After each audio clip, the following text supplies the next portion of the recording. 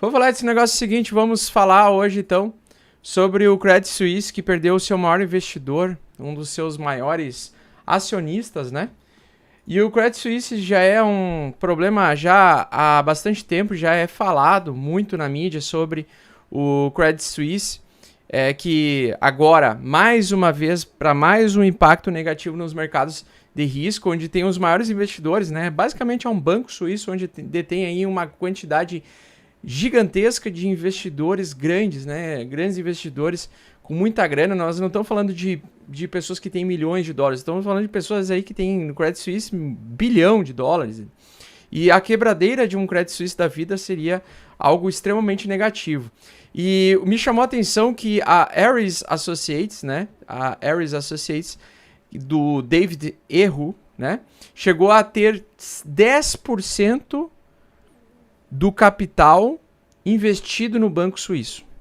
Só que como eles vinham criticando a administração e a condução de como o grupo da Credit Suisse estava lidando com a crise, né, na condução da crise da instituição, os caras decidiram pular do quê? Do barco. Então nós estamos falando de caras bilionários aqui, caras muito ricos. Aqui tem na Bloomberg, para quem quiser depois ver, tem aqui um trader comentando, né, sobre o Credit Suisse caindo enquanto a economia da Europa vem se recuperando gradualmente aos pouquinhos depois de ser iniciado o apertamento quantitativo lá europeu.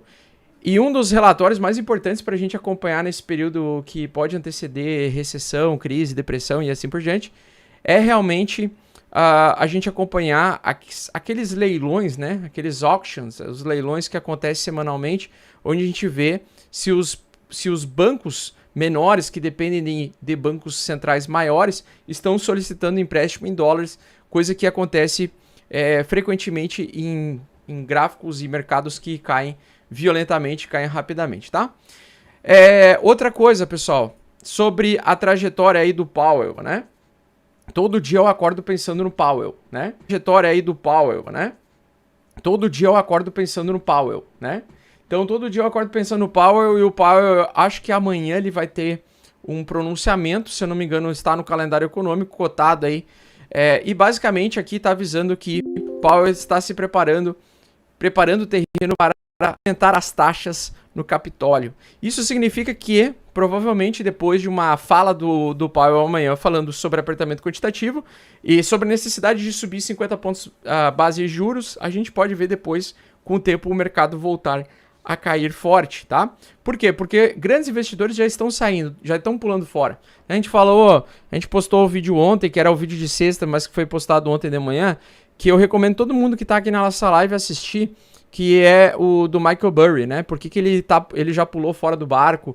Por que esse outro investidor aí, que já está há mais de 20 anos aí com o Credit Suisse, também está saindo do barco, tá saindo fora, né? Tá vendendo as suas participações, as suas ações de diversas empresas e diversos grupos. Isso faz com que a gente tenha uma onda, né? Como se fosse um jogo de dominó, onde as empresas elas vão quebrando, o banco que fica insolvente começa a quebrar todas as empresas que também que precisariam, né, de aportes financeiros contínuos desse banco, e aí a gente tem um descontrole simplesmente da venda de ativos, e por isso que uma inflação descontrolada nesse presente momento nos Estados Unidos faz com que aumente muito a pressão para que o presidente do Fed, o presidente do Banco Central Americano, eleve as taxas de juros, então, ao longo dessa semana. Então, isso pode provocar uma queda, tá?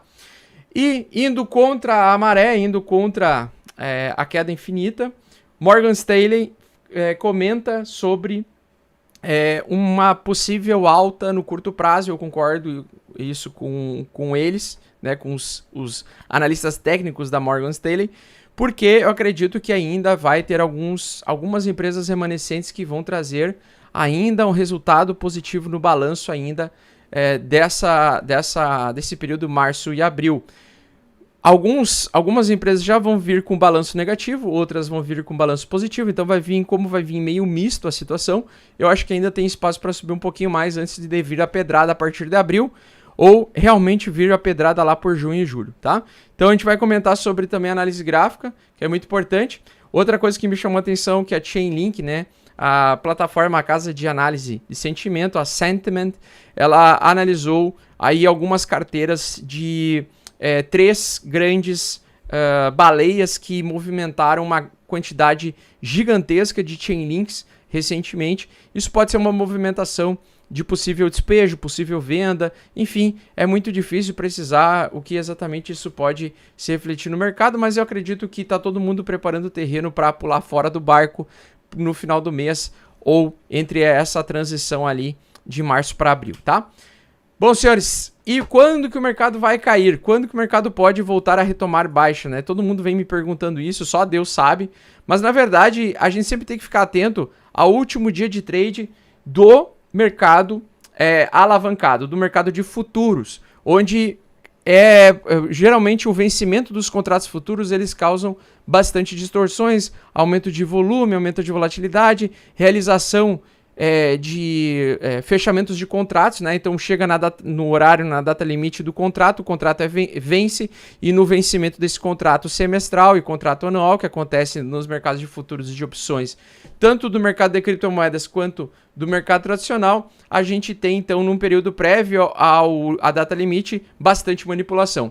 Então, a que eu mais vou chamar atenção para vocês é o seguinte: nesse mês, em março, o vencimento dos contratos futuros vai ser dia 31. Eles vão ser executados dia 3 de abril. Porém, geralmente é uma semana antes que acontece da execução dos contratos futuros que a gente tem a maior movimento de manipulação. Então a gente pode ter uma alta antecipada, uma alta do mercado, faz com que as pessoas comecem a se empolgar, o mercado termina essa acumulação lateral final, continua subindo, entrega mais uma última pernada de alta e depois começa todo mundo a vender e a realizar e assim por diante, retomando a baixa. Então, fundamentalmente falando, nós temos aqui características de que vai ser no final realmente deste mês que a cobra vai fumar, tá? Eu acredito que no final desse mês a cobra vai fumar.